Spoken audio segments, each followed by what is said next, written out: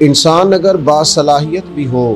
اور اللہ تبارک و تعالیٰ نے اسے انشراح صدر بھی عطا کیا ہو کہ میں حق کے رستے پہ ہوں،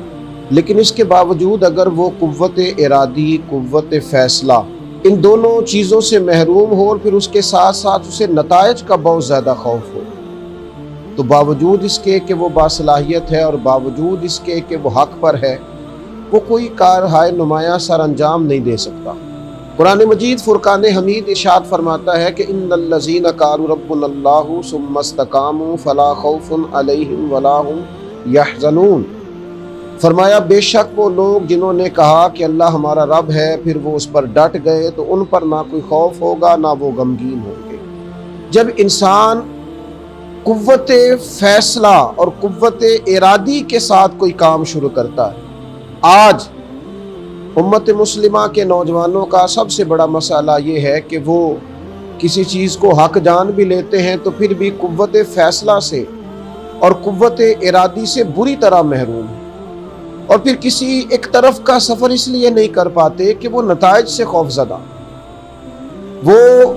آنے والے وقت کا خوف بہت زیادہ اپنے دل میں رکھتے ہیں۔ ماہ محرم الحرام کے اندر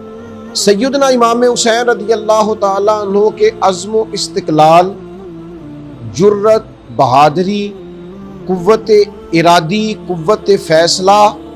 اور نتائج کیا ہوں گے، اس سے پوری طرح ان کی بے نیازی، اگر ہم یہ پوری طرح امت مسلمہ کے نوجوانوں کو سمجھانے میں کامیاب ہو جائیں تو یہ جو ان کے ٹوٹتے بکھرتے خیالات ہیں، یہ جو ان کا ڈبل مائنڈڈ سا مزاج ہے، یہ جو ان کی طبیعتوں کا بے جا اتار چڑھاؤ ہے، یہ ختم ہو جائے۔ اگر امت مسلمہ یہ چاہتی ہے کہ اس کے نوجوان سر اٹھا کے جئیں